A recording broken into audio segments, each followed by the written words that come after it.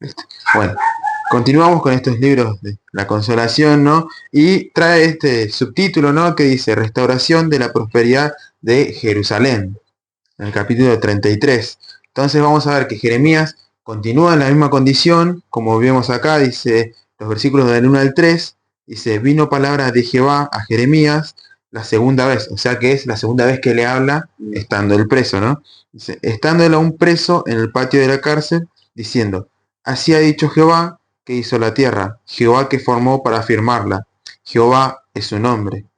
Clama a mí y yo te responderé y te enseñaré cosas grandes y ocultas que tú no conoces. Acá vemos este versículo, ¿no? Que es muy conocido, muy nombrado, pero lo que vemos es, primero, la autoridad y el poder del Señor que no se sujeta a que alguien esté preso, sino que la palabra, eso decía, que la palabra no está presa, sino que el Señor te va a hablar en el momento que estés, no importa la condición, ¿no? Si estás preso, si el Señor te mandó a hacer algo, estás ahí y Él te va a seguir hablando, ¿no? Y también vemos que te mostraré cosas grandes. Nos dice que el Señor, nosotros necesitamos que el Señor abra nuestros ojos. Porque tal vez, como venimos diciendo, Jeremías preso no ve lo bueno, lo provechoso de estar preso. Entonces ahí dice, clama a mí y te responderé y te enseñaré cosas grandes y ocultas que tú no conoces. Porque también sabemos que no conocemos todo y que el Señor tiene cosas guardadas para momentos determinados para revelarnos lo que habla, ¿no? Su palabra. Entonces ahí es como cuando habla Jeremías diciendo, clama, que yo te voy a mostrar, yo te voy a hablar, yo te voy a guiar y te mostraré lo grande que hay detrás de todo esto. Entonces se refiere a eso, ¿no? Estos primeros 3 versículos, que es una palabra alentadora a Jeremías, y ahora viene una palabra alentadora para el pueblo. Primero vamos a ver en el versículo 4 y 5 por qué están como están, ¿no? Es un pequeño resumen de la condición del pueblo, dice, porque así ha dicho Jehová, Dios de Israel, acerca de las casas de esta ciudad y de las casas de los reyes de Judá, derribadas con arietes y con hachas. Vemos que una ciudad ya destruida, ya atacada por el enemigo, dice. Entre paréntesis dice, porque vinieron para pelear contra los caldeos, para llenarlas de cuerpos de hombres muertos, a los cuales herí yo con mi furor y con mi ira, pues escondí mi rostro de esta ciudad a causa de toda su maldad. Ese es el resumen que da el Señor por qué está hiriendo a su pueblo, ¿no? Porque el Señor lo permitió, porque escondió su rostro de ellos. Entonces acá vemos por qué están sufriendo todo lo que están sufriendo, ¿no? Pero en el versículo 6 hasta el 18, con distintos subtítulos que traje, es palabra de aliento. Es palabra diciendo, bueno, va a pasar esto por causa de tu maldad, pero después de esto viene el versículo 6 al 9, es una promesa de sanidad y restauración para el pueblo, ¿no? Dice, he aquí que yo les traeré sanidad y medicina, y los curaré y les curaré, les revelaré abundancia de paz y de verdad, y haré volver los cautivos de Judá y los cautivos de Israel, y los restableceré como al principio, viendo que no solo va a ir por el pueblo de Judá, sino como dijo Kay en el capítulo 31, que va a ir por todo el pueblo, en conjunto, Judá e Israel. Recordemos que en un momento estaban divididos. Entonces el Señor no va solo por Judá, sino que va por todo el pueblo, porque sigue siendo su pueblo. Entonces dice Judá e Israel. Que ve en el versículo 7, como al principio. ¿Sí? Versículo 8 dice, y los limpiaré de toda su maldad con que pecaron contra mí, y perdonaré todos sus pecados con que contra mí pecaron y que contra mí se rebelaron. Y me serán a mí por nombre de gozo y de alabanza y de gloria entre todas las naciones de la tierra, que habrán oído todo el bien que yo les hago. Temerán y temblarán de todo el bien y de toda paz que yo les haré. Viendo que el Señor le está diciendo, van a ver todos cómo te restauré, cómo te traje paz, cómo te restablecí, cómo te traje de vuelta a donde perteneces, y van a temblar, y van a tener ese temor a Dios. También va a haber como un testimonio visible de lo que va a hacer el Señor. No es solo que va a traer a su pueblo, sino que todos van a ver lo que va a suceder. No es solo entre el pueblo y el Señor, sino que va a ser una evidencia muy grande. El versículo 10 y 11 habla sobre el regreso del gozo. Entonces también vimos capítulos anteriores que el gozo se iba a ir. O sea, que el Señor iba a quitar el gozo de su pueblo. Y cómo lo transformó el lamento en gozo. Versículo 10. Así ha dicho Jehová, en este lugar del cual decís está desierto, sin hombres y sin animales, en las ciudades de Judá y en las calles de Jerusalén, que están asoladas, sin hombre y sin morador y sin animal. Ha de oírse aún voz de gozo, de alegría, voz de desposado y voz de desposada, voz del que diga, alabad a Jehová de los ejércitos, porque Jehová es bueno, porque para siempre es su misericordia. Acá vemos, como se decía antes, que iba a plantar animales, iban a plantar hombres, como que el Señor va a volver el gozo, porque es lo que se había plantado, iban a crecer. O sea, hablando de la metáfora, ¿no? Que volvieron los hombres, los animales, el Señor va a seguir restaurando, ¿no? Y era del 10 al 11, ¿no? Me perdí. A ver, sí. Ha de oírse aún voz de gozo, desposado, voz de que digan, alabad a Jehová, porque para siempre es su misericordia. Voz de los que traigan ofrendas de acción de gracias a la casa de Jehová, porque volverá a traer los cautivos de la tierra, como al principio ha dicho Jehová. Y como que vemos que todo lo que dice, como que lo sella. Porque así dijo Jehová. Porque así dice Jehová. Entonces cada parte como que lo va dando un sello que esto va a pasar. Tal vez como paso a paso. Primero va a pasar esto. Después voy a restaurar a los hombres y a los moradores. Y después va a seguir haciendo más cosas. En el 2 y el 13 vemos una restauración completa del pueblo. Dice, así dice Jehová de los ejércitos.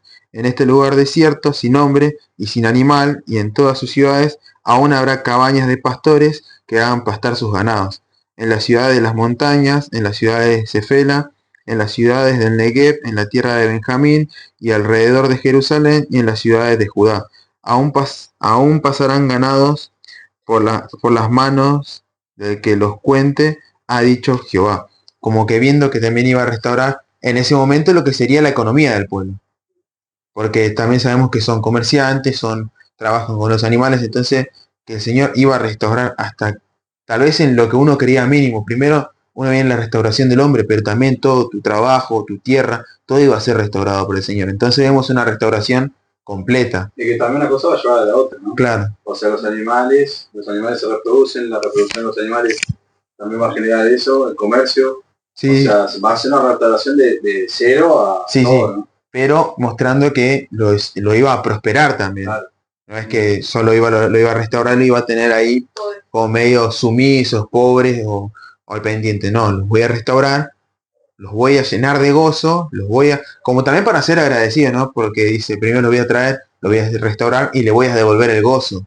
Uno cuando está tal vez gozoso, también es agradecido con lo que el Señor tiene. Y después como es todo en consecuencia. En consecuencia de esto te voy a restaurar acá y para acá y te voy a dar tus animales, tus tierras. Entonces vemos cómo es una obra progresiva del Señor, ¿no? Y acá en el versículo 14 y 16 vemos algo que se llama como el renuevo justo. Entonces ya está hablando del Mesías. Dice el renuevo justo y una promesa del Mesías. El versículo 14 dice, aquí vienen días, dice Jehová, en que yo confirmaré la buena palabra que he hablado a la casa de Israel y a la casa de Judá. En aquellos días y en aquel tiempo haré brotar a David un renuevo de justicia, y hará juicio y justicia en la tierra.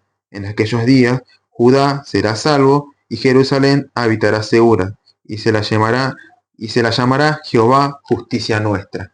Entonces acá vemos esa promesa de quién iba a venir, que iba a brotar un renuevo de David, que iba a brotar ese Mesías que ya se viene anunciando desde el principio, ¿no? Pero dando también esta esperanza al pueblo, como que yo no me olvidé de esto. Va a pasar todo esto, pero va a venir alguien que va a traer paz y se llamará Jehová justicia nuestra, ¿no? Y acá habla de nuestro Mesías, que ya para nosotros vino, que es Jesús. Pero continúa, ¿no? Con esta consolación del 17 y el 18 y termina con un pacto permanente, diciendo así, porque así ha dicho Jehová, no faltará a David varón que se siente sobre el trono de la casa de Israel, ni a los sacerdotes y levitas faltará varón que delante de mí ofrezca holocausto y encienda ofrenda, y al que haga sacrificio todos los días. Este es un pacto permanente, como también ahora vamos a ver más adelante, pero como hablamos de que no se pueden quitar lo que el Señor ya prometió, no se puede borrar las leyes, no se puede hacer nada de lo que el Señor ya habló, no se puede hacer nada en contra, ¿no? Entonces termina con este pacto. No va a faltar un descendiente de David que no se siente en el trono. También está hablando de Jesús, pero es como que como que marca este pacto y finaliza esta seguidilla de consolación y como paso a paso, ¿no? Y después ahora para terminar del 19 al, al 26, ¿no? Vemos como la fidelidad del Señor y dice, tenía algo para leer en otra versión, pero continuamos mientras.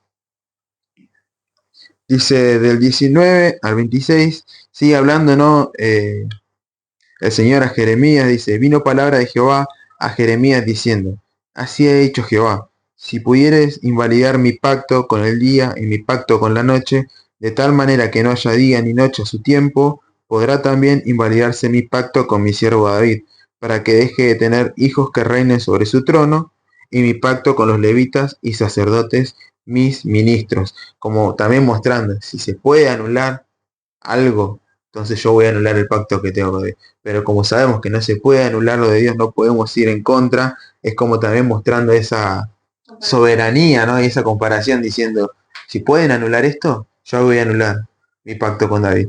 Pero sabemos que es imposible. Versículo 22. Como no puede ser contado el ejército del cielo, ni la arena del mar se puede medir, así multiplicaré la descendencia de David mi siervo y los levitas que me sirven. Como que mostró el Señor ya también la respuesta en eso. ¿Se puede medir esto? ¿Se puede hacer esto? No, entonces yo voy a multiplicar así la descendencia de mi siervo y la gente y los elegidos, ¿no? Los levitas para que me sirvan. Y este versículo 23 en adelante, que es donde quería leer en otra versión, dice, vino palabra de Jehová a Jeremías diciendo, ¿no has echado de ver lo que habla este pueblo diciendo, dos familias que Jehová escogiera ha desechado y han tenido en poco mi pueblo, hasta no tenerlo más por nación? Acá se habla de se habla como que es el pueblo o esa gente que no entendió el proceso. Como que viste estas dos familias que despreció Jehová diciendo Israel y Judá, estas dos, que el Señor los desechó, pero porque no entendieron el proceso que estaba teniendo el Señor con ellos de llevarlo cautivo. Entonces los miraban con eso. No vieron cómo el Señor nos desechó, ¿no? Nos dejaron acá. Entonces ahí es cuando no se entiende el proceso, ¿no? Y dice el versículo 25, dice, así dice el Señor, si yo no hubiera establecido mi pacto con el día ni con la noche, ni hubiera fijado las leyes que rigen el cielo y la tierra, entonces habría rechazado a los descendientes de Jacob y de mi siervo David. No habría escogido a uno de su linaje para gobernar sobre la descendencia de Abraham, Isaac y de Jacob. Y exclamando dice, pero yo haré volver a sus cautivos y les tendré compasión. Eso es lo que quiere decir del versículo 25 en adelante, ¿no? Es la respuesta del Señor, que Él va a tener compasión del pueblo y los va a traer también con todas estas promesas que ha dado. Entonces diciendo, yo voy a traerlos de vuelta y les tendré compasión. Así dice el Señor. Y bueno, y así termina el capítulo 33 de este libro de la consolación.